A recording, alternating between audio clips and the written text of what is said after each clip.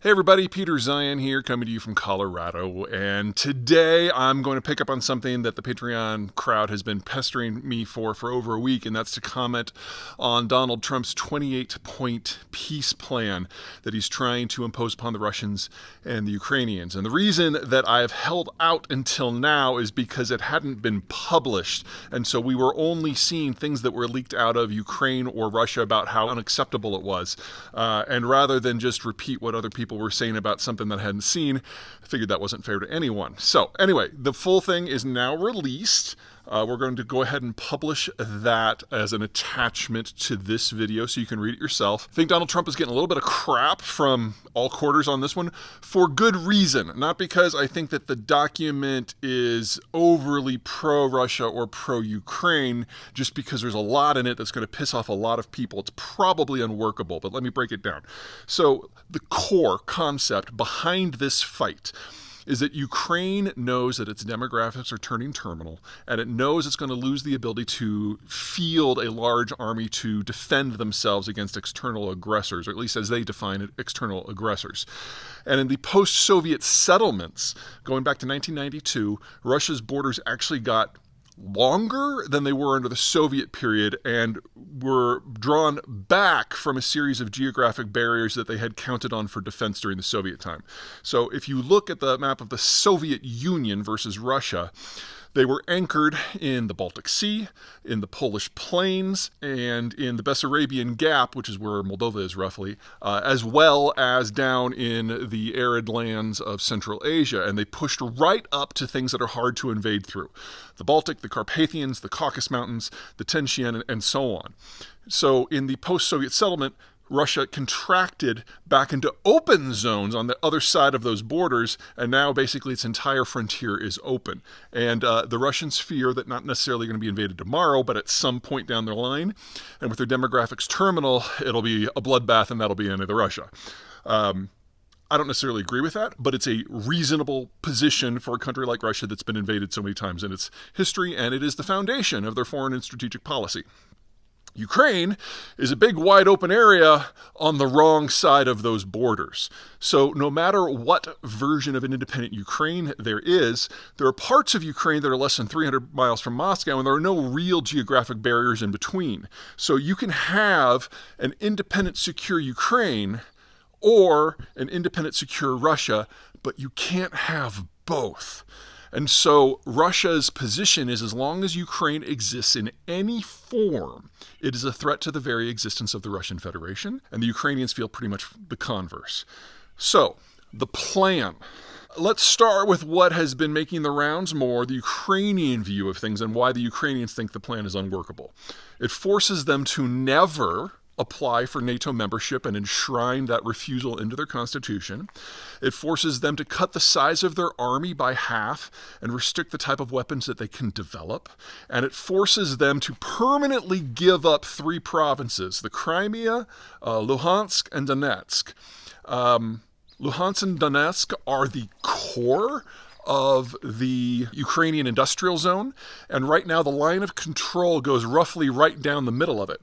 So this would take 2 territories that the Russians haven't even conquered completely, give them completely to the Russians, and then freeze the conflict along the line of control everywhere else and make a demilitarized belt in between. On the west side, the Ukrainian side of that line of control, there's no geographic barriers whatsoever, and so it'd be very easy in the future for the Russians simply to mass troops and march on Kiev. It would not be a difficult war, especially if Ukraine was denuded of weapons. So from the Ukrainian point of view, this feels like a guarantee of a follow-on war that they have no hope of winning. And so the Ukrainians are trying not to reject it out of hand because they don't want to piss off the United States, specifically Donald Trump. But there's very little reason to expect for them to like this. That doesn't mean it's better for the Russians. The Russians are expected to treat this as the end of all wars and all military action in the European sphere. They are to now say that this is a settled issue and that all existing deals, all security developments in the post-Cold War environment are fine, and they are to codify that under Russian law. They furthermore have to accept that European forces can and will be stationed on rump Ukrainian territory, something that they've always been diametrically opposed to. In essence, If this deal goes through, the Russians are codifying that they're done.